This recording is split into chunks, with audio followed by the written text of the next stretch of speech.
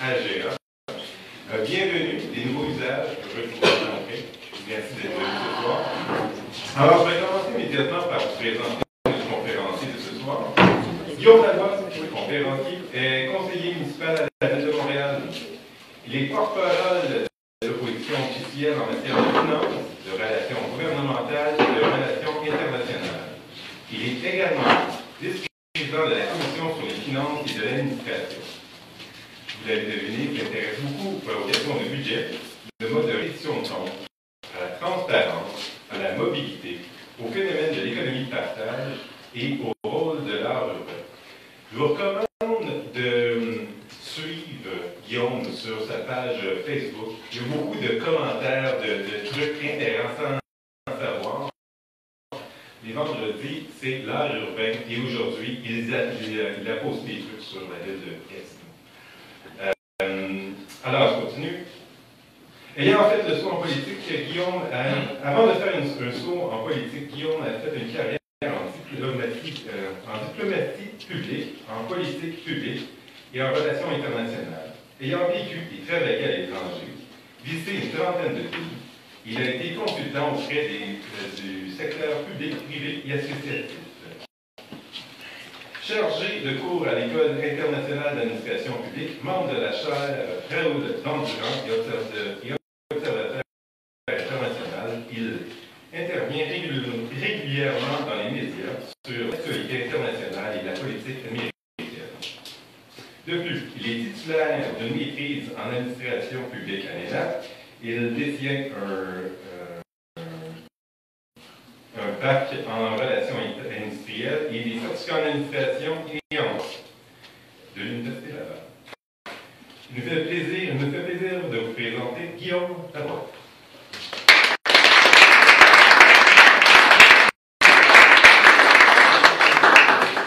Merci beaucoup. D'abord, dites-moi, est-ce que sans micro, vous m'entendez aussi bien? Ça va bien? Oui. Je pense que c'est ça. D'abord, merci beaucoup, Benoît, pour la trop longue présentation de la bio. Je suis sûr que presque tout est prêt. Et merci beaucoup au Credo pour son invitation. Moi, je suis ce que, même à Montréal, on sait qu'est-ce que le Credo fait. C'est assez fantastique. Puis pendant la journée que je passais avec Benoît, il parlait des nombreux projets qui sont en marche, faits par le Credo directement ou en partenariat avec d'autres. Et on en a nous aussi un conseil régional de l'environnement. Et je vois qu'on va avoir une compétition vers le haut absolument fascinante. Alors, je suis très, très, très heureux de l'invitation. Merci beaucoup. Et en plus, pour parler d'un sujet extraordinairement fascinant, révolutionnaire, terrifiant, qui est celui de l'économie collaborative et ses offres tellement positives. Et ces challenges, comme très rarement, vont frapper le monde des villes et le monde de l'administration publique. Alors, ce que je vous propose ensemble, on va dire qu'on a à peu près une quarantaine de minutes. Ce que je vous propose ensemble, c'est qu'on passe à travers ça.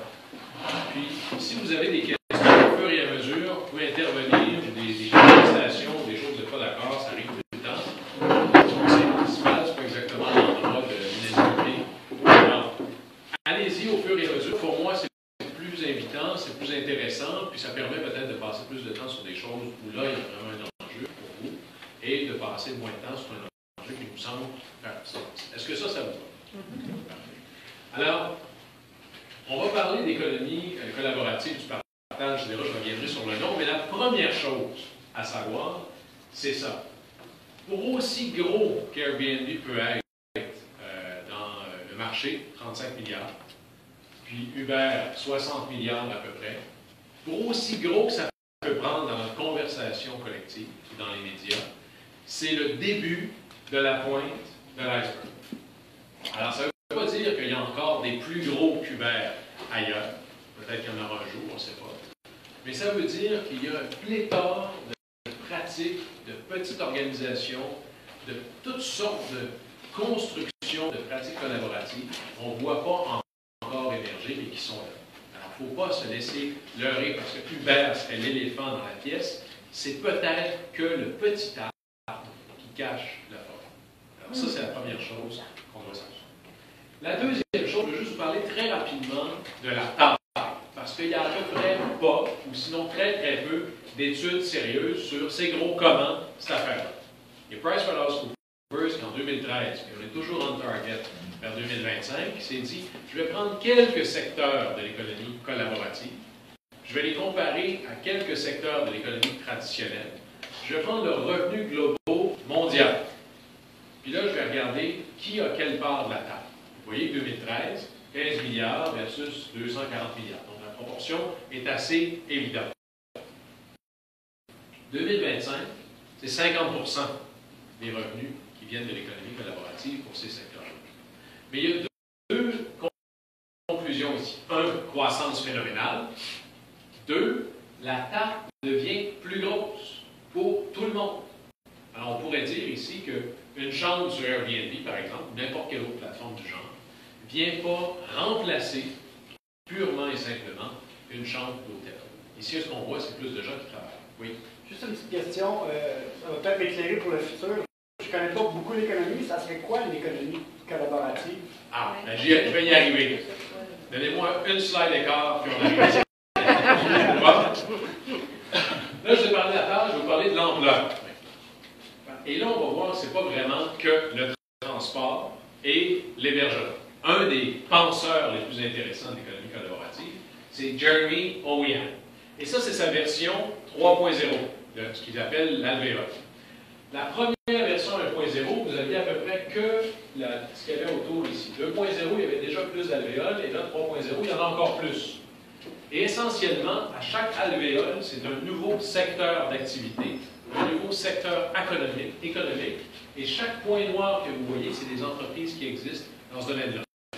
Là, si je regarde avec vous, il y a bien sûr le transport, il y a le partage de véhicules, qui n'est pas tout à fait la même chose, il y a l'hébergement, il y a la logistique, qui est toute la livraison des biens et des services, il y a la santé, les biens, l'argent, l'investissement, le prêt entre individus, etc. C'est énorme.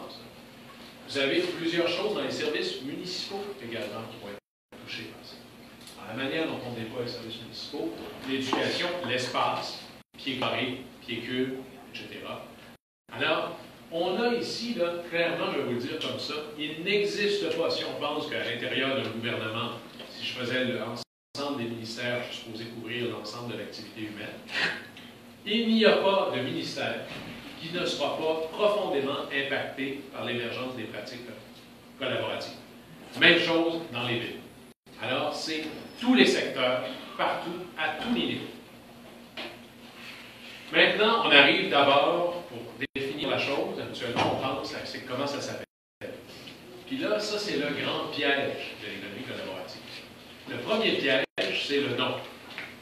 Et peu importe ce que vous allez lire dans la littérature, académique ou pas, vous allez croiser, selon les tendances, selon les auteurs et autres, différents thèmes.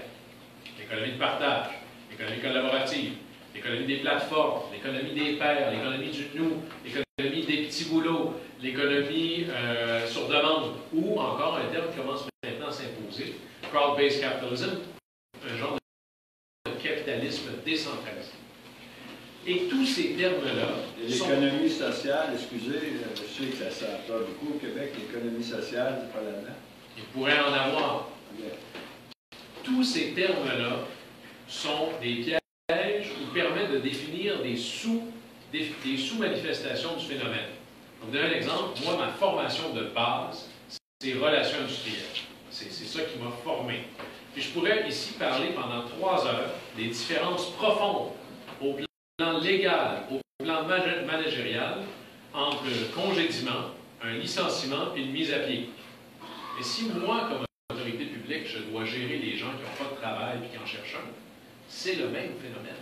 On s'entend que tu as été congédié, licencié ou mis à pied, tu n'as pas de job. On est d'accord avec ça? Que pour ne pas se faire prendre dans le nom, qui sont des sous-descriptions du phénomène, allons voir qu'est-ce que le phénomène est. Vous savez, moi, pour gagner mes études, je travaillais dans une épicerie. C'était l'époque où le cholestérol avait mauvaise presse. Nous vendions littéralement des carottes sur lesquelles c'était écrit sur le sac « sans cholestérol ». Très, très bonne enlever le sac, on va enlever l'étiquette, on va aller voir qu'est-ce qu'il y a dans le sac, on va aller examiner la carte. Puis on va voir quels sont, dans le fond, les fondamentaux qui nous permettent de comprendre qu'est-ce que l'économie collaborative. Il y en a 3. La première, c'est l'utilisation de la capacité excédentaire. Je vais vous donner tout de suite ma conclusion. L'économie collaborative a le potentiel de créer des sociétés plus productives, plus durables, dans le sens de développement durable, et plus entrepreneuriales, parce que nous vivons dans une société très, très peu productive. L'utilisation de la capacité excédentaire, l'exemple suprême ici, c'est la voiture. Levez la main ceux qui possédaient une voiture. Personne. Pas mal de monde. Bien, vous possédez un bien que vous avez payé à 100%, à moins que vous soyez un cas spécial, vous l'utilisez entre 2 et 4% de ce temps. Donc, vous possédez un bien qui est inutilisé, pour lequel il y a une capacité résiduaire à peu près de 95%. Pour faire simple. Allez-vous-en chez vous ce soir, asseyez-vous dans le salon, dans la cuisine, faites le tour de votre maison. 80% de ce que vous possédez, vous l'utilisez moins d'une fois par mois. Pensez aux équipements de sport, par exemple. Levez la main, dans les outils, c'est assez magnifique. Levez la main ceux qui ont chez eux une perceuse électrique. Pas plus que ça. C'est moi, ça va. Mais ceux qui en ont une, là, bon, les casseurs du colère parmi nous, vous pensez là, que dans sa vie de perceuse, entre le moment où vous en prenez possession, vous l'achetez, on vous l'a donné, peu importe, et le moment où vous allez l'acheter, la donner, elle ne sera plus avec vous. Ça se calcule en années. Là. Combien de temps vous pensez que votre perceuse tourne? Vous avez le doigt enfoncé là, dans l'interrupteur qui a fait du bruit. Moi, le 20 ans, il fallait bien tourner un heure ou deux.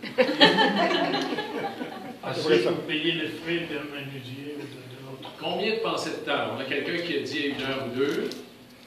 Ben, il y a une étude, c'est pas moi qui l'ai fait. Là.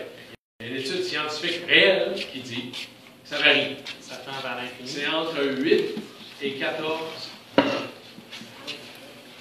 8 et 14 minutes. Là, pensons juste à l'empreinte écologique de ce que ça représente. Entre l'extraction du minerai de fer, l'extraction du minerai de cuivre, l'extraction du pétrole, qui lui doit être affiné, les métaux doivent être affinés également. Tout ça doit être transporté, manufacturé, assemblé, envoyé dans les centres de distribution mondiaux, envoyé dans tous les roulants de la planète, emballé, envoyé jusqu'à chez vous. Tout ça pour 8 à 14 minutes. C'est ça que je veux dire par une société très, très peu productive et par le potentiel extraordinaire qui reste dans ces équipements-là pour avoir, dans le fond, un potentiel excédentaire qui est utilisé. Nos sociétés, on est entouré de potentiel qui dort. Si vous êtes venus, là, levez la main ceux qui ont un stationnement privé, un driveway. Oui. Mais là, si vous êtes venu en voiture, je peux vous dire qu'il est sous-utilisé, celui que vous possédez présentement. Il n'est pas utilisé présentement. Et nos villes sont construites comme ça. On va voir pourquoi. Le deuxième de ces fondamentaux-là, c'est une société d'accès davantage qu'une société de propriété.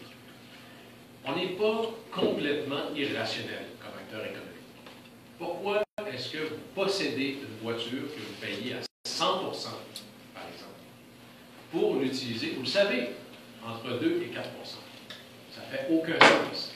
Sauf, ça fait du sens parce que c'est la manière, aujourd'hui, la plus simple, la moins compliquée et la plus sûre d'avoir accès à votre bien quand vous voulez, comme vous voulez, de la manière dont vous voulez. La manière d'avoir accès simplement à un bien, c'est d'en être propriétaire. C'est de le posséder. Et donc, si je le possède, bien avec ça, un potentiel inexploité. Le potentiel des sociétés collaboratives, c'est notamment par les plateformes et la codification qui permet d'avoir un accès simplifié, rapide, sûr, codifié, c'est de pouvoir donc avoir accès à un bien et de le payer seulement pour le temps où j'y ai accès. L'accès devient la première définition d'utilisation des biens. Je n'ai pas besoin nécessairement d'en être propriétaire pour avoir un accès simple. Oui. Est-ce que tu peux, là, tu as mis l'accès versus propriété, mais dans le mot accès, sur le marché, il y a aussi un accès organisé sous la forme de location. C'est-à-dire que là, on ne parle pas de partage, on parle d'une petite boutique de location de mécanique, un hôtel. On pourrait s'en rapprocher. La grande différence, quand je parle d'un accès, c'est presque en temps réel. Aller louer une voiture et pouvoir prendre, par exemple, prenez Turo. Puis là, c'est grave, parce qu'en politique publique, et même l'assurance, le marché de l'assurance, qui est très, très en retard sur les pratiques collaboratives, fait un focus sur le propriétaire, c'est-à-dire la possession. En Europe de l'Ouest, avec une compagnie qui s'appelle Drivy, aux États-Unis, avec Relay Rides, qui est devenu Turo, tu peux mettre ta propre voiture à la disposition de monsieur, madame, tout le monde, pour la louer à la journée, à l'heure, peu importe. De manière très facile. Quelqu'un arrive, prend son téléphone, prend la voiture, part avec, revient, pendant ce temps-là, il fait des sous. Ça vient de débarquer au Canada. Parce que notamment, il y a une compagnie d'assurance maintenant qui veut être partenaire de ça. Alors ça vient transformer la chose. Parce que là, maintenant, la capacité d'avoir accès à quelque chose, c'est aussi rapide, aussi simple, aussi garanti que si j'étais propriétaire. Mais ça déplace le marché de la location. Soit ça le déplace ou ça l'augmente. Parce que ce n'est pas la même genre de consommation. Louer une voiture pour un après-midi, ce n'est pas la même chose que louer une voiture pour une fin de semaine. Alors, puis quand je dis accès versus propriété, vous voyez que l'accès est beaucoup plus gros. Il y a encore des gens qui vont rester propriétaires. Mais ce ne sera plus le cœur de ce qui définit mon interrelation pour avoir un bien sous mon utilisation. Puis, troisièmement, c'est là où le choc est le plus brutal avec les politiques publiques telles qu'on les conçoit aujourd'hui. C'est l'abaissement général des barrières d'entrée dans les marchés. Dans tous les marchés. Et ça veut dire que monsieur, madame, tout le monde peut entrer dans un marché très facilement, pour une heure, pour une soirée, pour une journée, pour toujours, pour jamais, pour de temps en temps, pour tout le temps, sur la base des biens, des habilités et du temps qui est à sa disposition. Et ça, c'est une définition majeure, parce qu'il y a deux grands chaînes de pensée qui gouvernent nos politiques publiques. C'est un certain concept de la gestion de l'offre. Le taxi est un exemple le plus classique. Mais prenez l'hôtellerie ou la restauration, ce n'est pas de la gestion de l'offre pure, mais c'est une barrière d'entrée qui est très, très, très élevée. Si je veux me lancer en restauration, ça me prend un local, ça me prend des meubles, ça me prend des employés, ça me prend de la vaisselle, ça me prend des équipements. Puis je ne vais pas faire ça pour un seul soir. Il va falloir que je m'y dédie très longtemps. Et le deuxième de ces chefs de pensée qui gouvernent nos politiques publiques, c'est la ségrégation des fonctions. C'est-à-dire que tu es une affaire.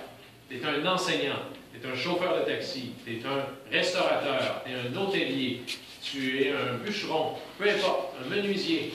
Puis là, tu peux être un peu de tout ça, très rapidement, très facilement, de l'un à l'autre. Et ça veut dire quelque chose de très fascinant, mais tout à fait contraire à la manière dont on organise nos politiques publiques. Ça veut dire qu'on s'en va vers une société de micro-entrepreneurs en série. Là, vous allez avoir la majorité des gens qui ont la capacité de devenir des micro-entreprises sur la base de leurs pratiques collaboratives. Pas quand ils consomment, mais quand ils offrent des services. Soit de leur temps, sur leurs habilités, soit des biens qu'ils vont louer ou mettre à la disposition des autres. Alors ça, c'est une énorme évolution. Et quand je parlais de ségrégation des fonctions, alors ça, c'est un champ à Montréal, dans mon district. Non, vraiment, vous ne connaissez pas mon district, si vous avez cru ça pendant une seconde. C'est un champ de fleurs en Hollande. Alors, quand vous offrez des fleurs pour vous faire pardonner, moi je fais ça chaque semaine, vous faire pardonner, c'est comme ça que le monde est organisé. Vous voyez qu'il y a un endroit pour les fleurs jaunes, il y a un endroit pour les fleurs oranges, puis un endroit pour les fleurs roses, puis rose foncée, c'est ailleurs. Et tout est codifié et organisé comme ça. Et dans les faits, ça, c'est la ville aujourd'hui. C'est comme ça qu'on organise nos villes aujourd'hui. Voici un exemple. La petite Italie dans l'ouest de Rosemont. Vous voyez la rue Saint-Zotique, boulevard Saint-Laurent, si vous allez dans la petite Italie, c'est là. Alors, vous, pauvres mortels, voyez la ville comme ça. Mais c'est pas comme ça que nous, on voit la ville. Bon, vous allez dire, c'est des cycles de piastres avec les taxes municipales, mais c'est pas tout à fait ça. Nous, on voit la ville comme ça. En plus gros, voici comment la ville est pensée, elle est organisée. La religion de l'urbanisme, c'est le zonage. Et la base du zonage, c'est que chaque pied carré de la ville, toute toute la ville est divisée en pieds carrés. Et chaque pied carré de la ville a une fonction unique, exclusive et prédéterminée. Oui, tu peux faire changer ton zonage, mais tu vas aller, c'est pas simple, tu vas aller au conseil municipal, puis là, tu vas avoir une nouvelle fonction unique, exclusive et prédéterminée. Ça veut dire que chaque bout de la ville ne peut faire qu'une seule chose, ne remplir qu'une seule fonction. Et l'économie collaborative, c'est de voir le monde presque comme un enfant de 5 ans, ou comme ça, ou comme un ancien. C'est-à-dire que si je vois une table, je ne vois pas une table de restauration, je vois une table qui peut faire des choses qu'une table permet de faire. Si je vois un espace, c'est peut-être un espace de conférence, mais ça peut être un espace pour faire un marché, c'est peut-être un espace pour organiser quelque chose de temps en temps. Chaque pied carré de la ville a une fonction qui est déterminée. L'économie collaborative, c'est plusieurs fonctions en même temps sur le même pied carré. Voici l'exemple de la grande réforme que nous avons faite à Rosemont. Je parle de 3 espaces, là je fais exprès, des espaces privés. Bon, par exemple, prenons un bungalow en Val-Pétro. Là, vous avez en avant de la maison une entrée de garage sur laquelle vous stationnez votre voiture. Vous avez un garage dans lequel il y a tous les équipements de sport que vous n'utilisez pas, mais il reste un peu d'espace là-dedans. Vous avez un sous-sol, même chose, la remise, c'est la même histoire. Puis en avant, puis en arrière, vous avez du terrain qui pourrait servir à l'agriculture urbaine. Prenons 3 types d'usages. Le stationnement, ça coule de source. Mais si, quand je quitte mon chez-moi, je vais aller travailler, j'ai un espace qui est libre pendant au moins 8 heures par jour.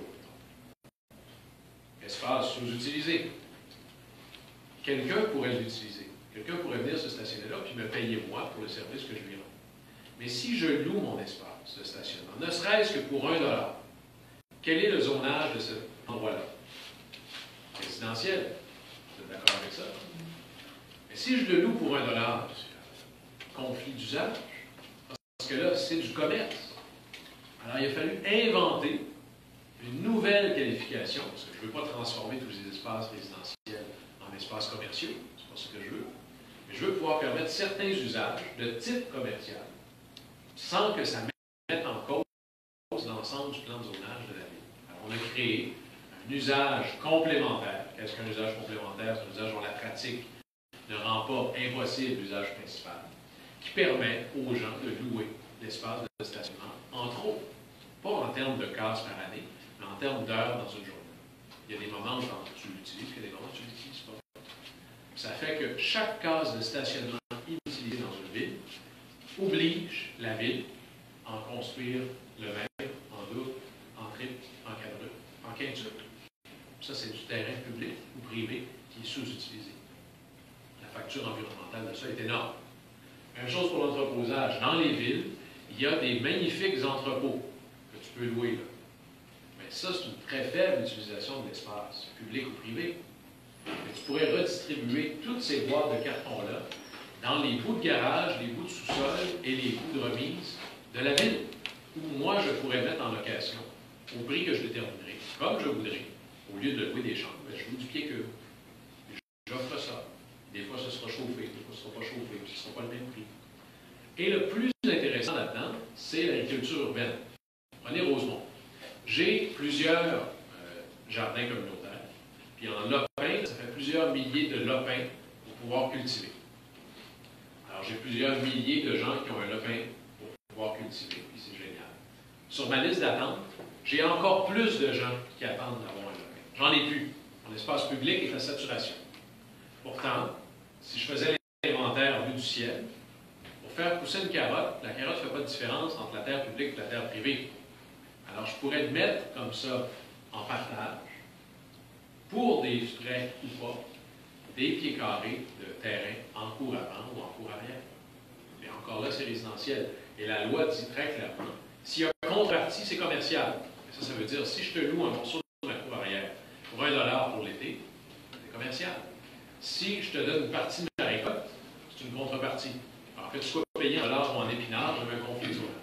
Alors, on a changé ça.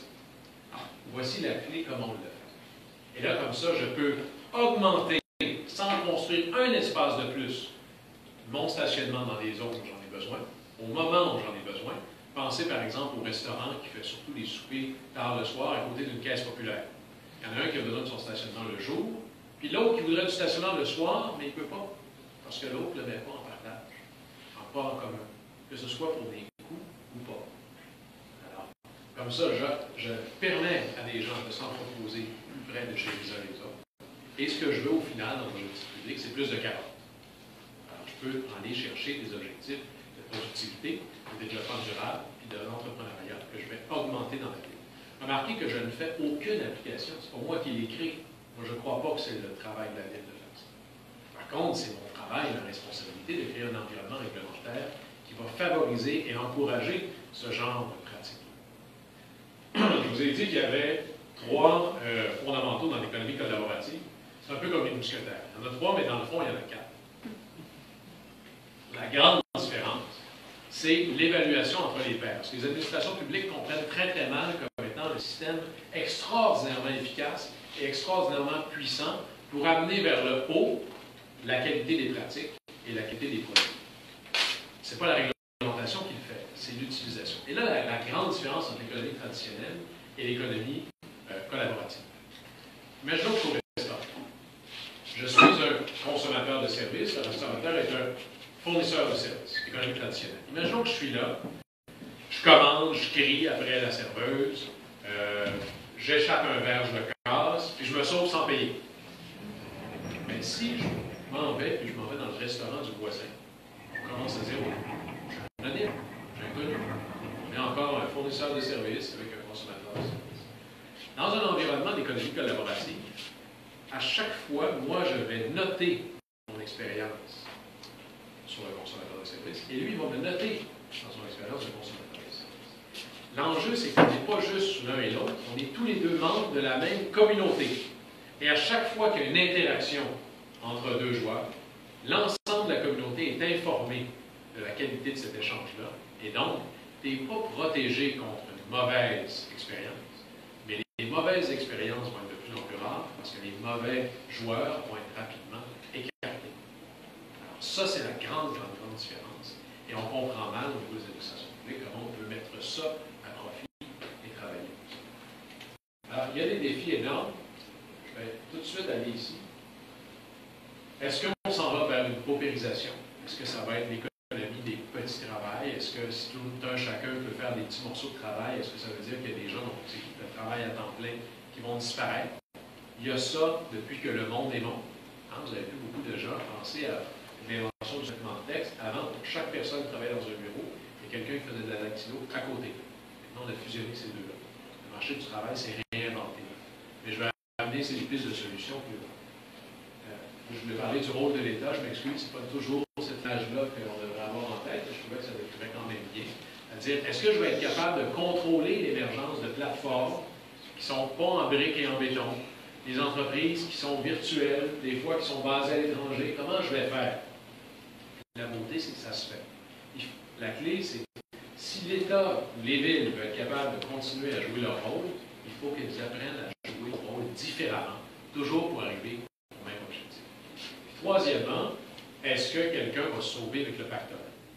Est-ce que moi, institution publique, je vais être capable d'aller chercher le pécule que j'ai besoin pour financer le reste de mes services? Est-ce que je vais risquer d'avoir un très très gros, un monopole, par exemple, qui va s'installer?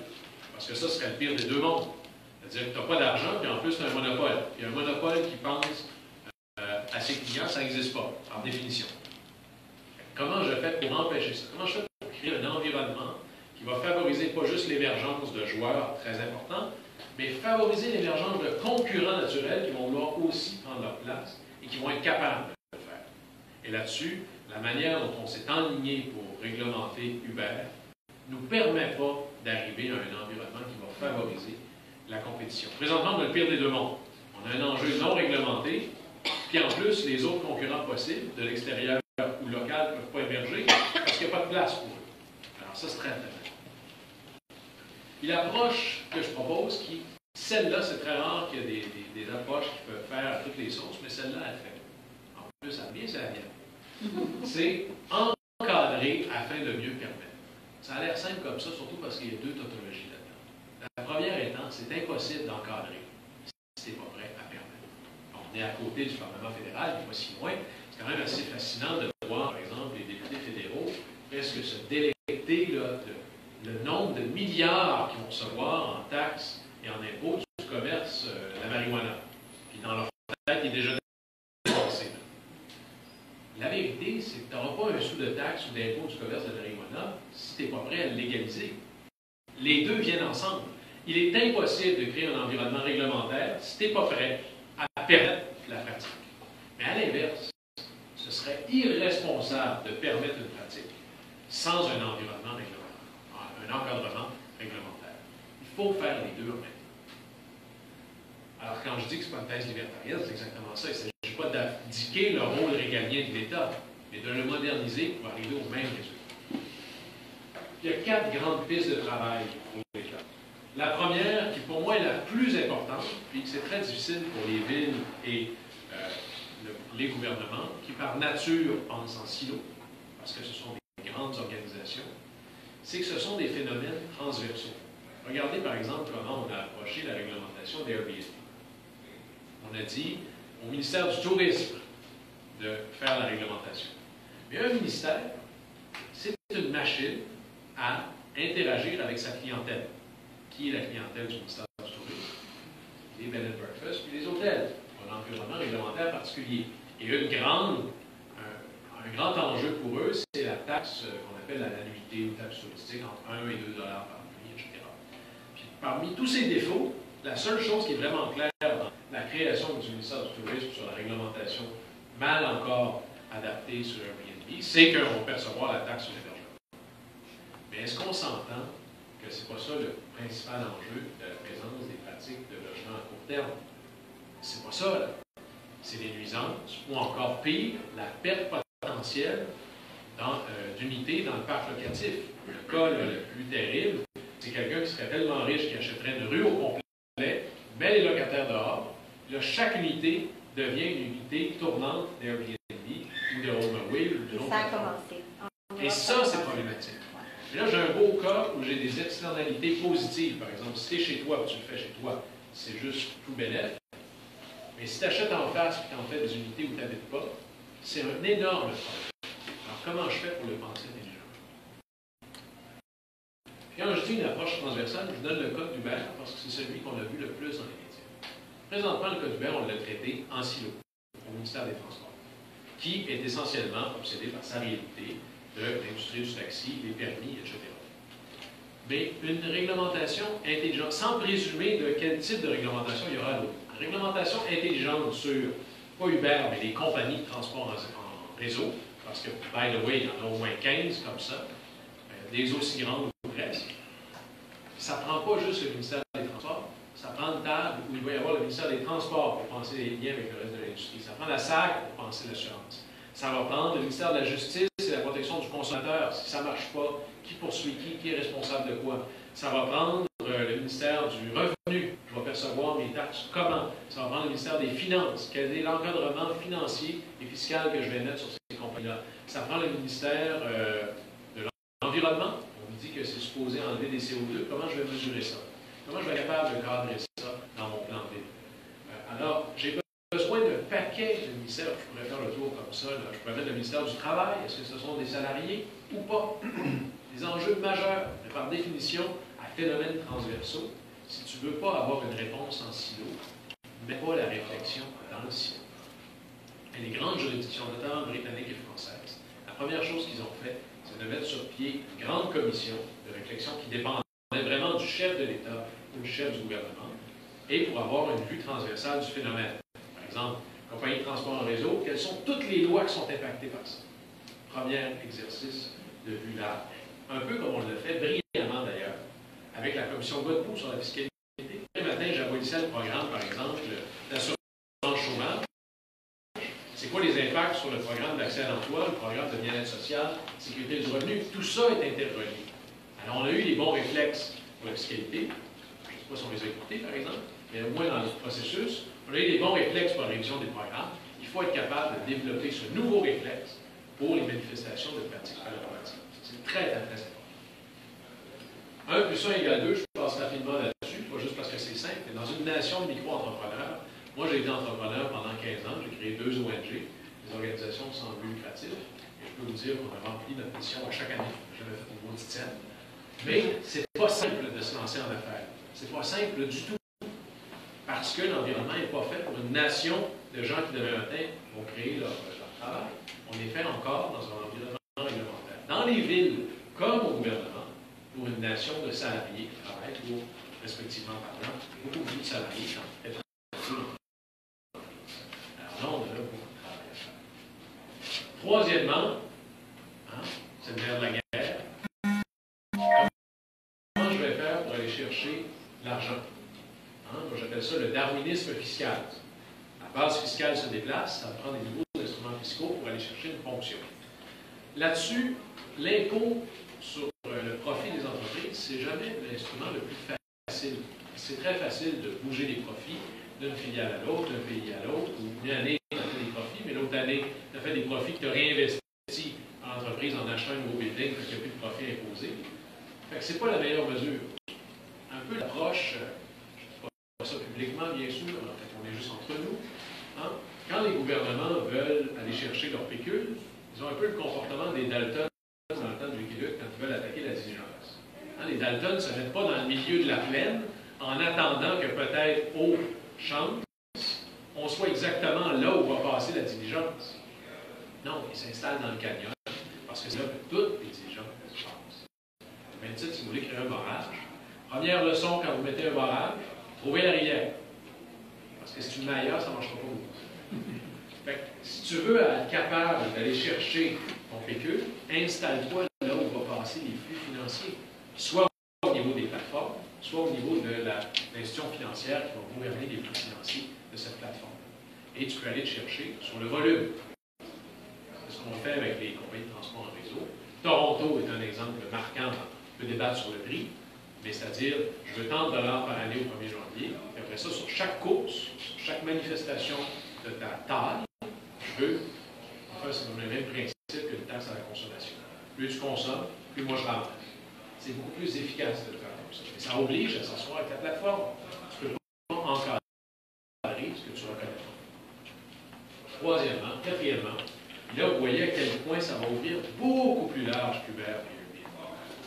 C'est que dans nos politiques sociales, elles sont encore conçues pour un monde de salariés qui finit l'école pas trop tard, qui a déjà quitté ses parents, voyez-vous qu'on n'est vraiment pas là, et qui commence à travailler, puis qui va travailler presque dans la même entreprise toute sa vie, puis qu'enfin, il va prendre sa retraite, puis tout est fait. La vérité, c'est qu'aujourd'hui, on va passer d'une fonction d'emploi, pas d'emploi, entrepreneuriat, retour aux études, micro-emploi ici, mini-entreprise là. Systématiquement, nos systèmes ne sont pas faits pour avancer des conditions, ne serait-ce que pour avancer les retraites. On commence à avoir une conversation sur une caisse des travailleurs autonomes pour leur retraite. Alors, là-dessus, on a encore un parapluie qui est très bon. C'est parce que les gens ne sont pas tous en dessous.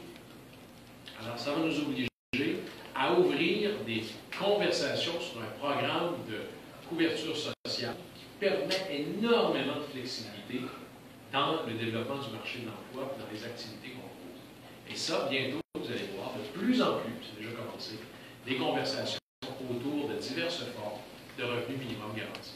Parce que ça va être la meilleure plateforme sociale pour garantir nos mêmes objectifs de protection sociale, en permettant énormément de flexibilité qui vont s'imposer de toute façon, notamment par les pratiques collaboratives. Alors ça, c'est assez majeur. Évidemment, il y a un énorme défi, puis je prends juste à gauche, sur le data. Vous savez, bon, moi je suis un des rares, mais je fais partie des administrations publiques qui pensent que c'est bon de savoir de quoi on parle, qu'on en parle. Ça s'en vient, les bons très franchement.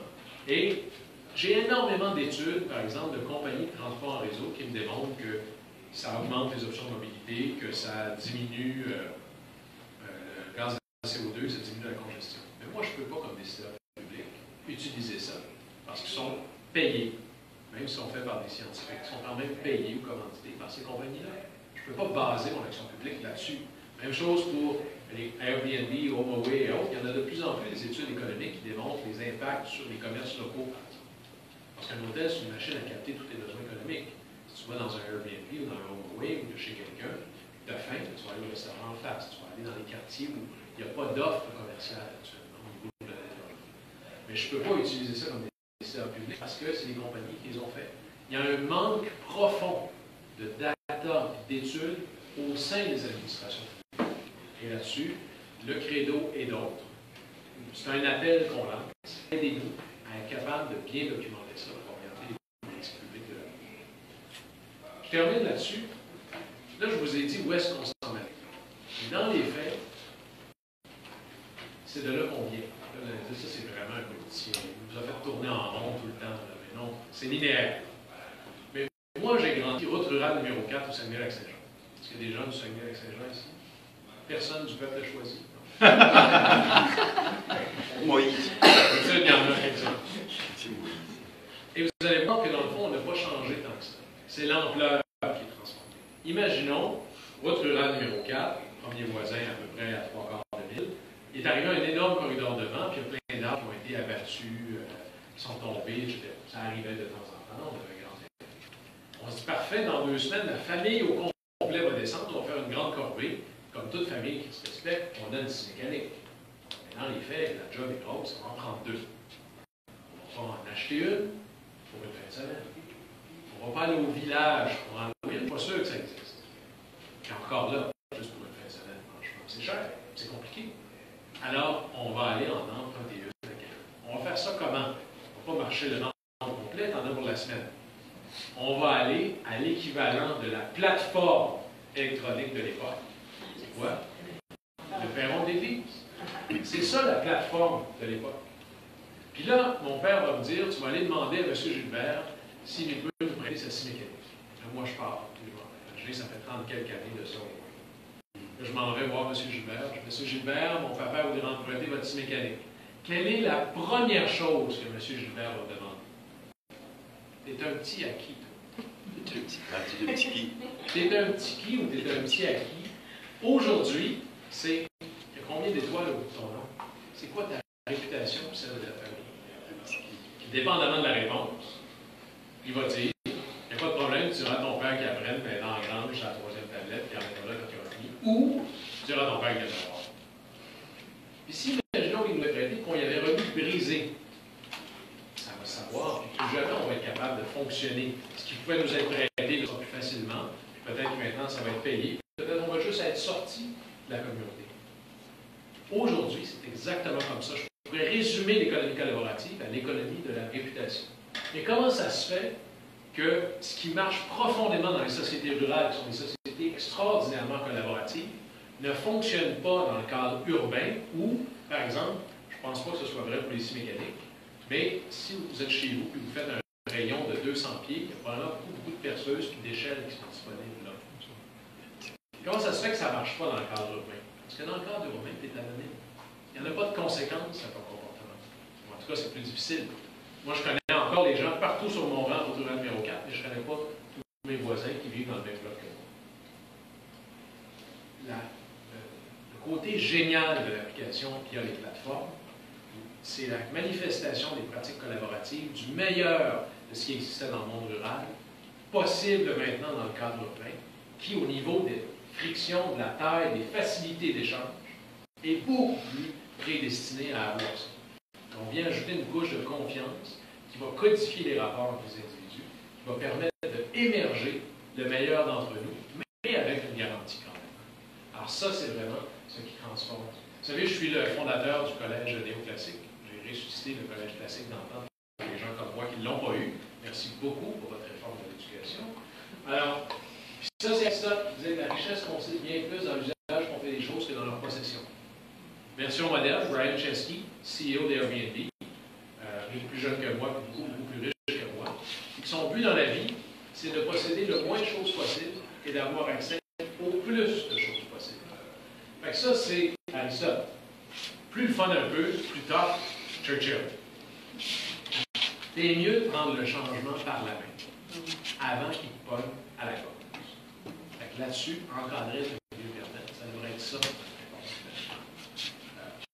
J'ai décidé que tous les jeudis, je faisais un tag sur l'économie collaborative, une découverte, une nouvelle application, quelque chose à lire. Alors, tous les jeudis, si vous me suivez, hashtag jeudi partage, vous les avez tous. Si vous en avez, vous pouvez présenter. 39 minutes, 42 secondes.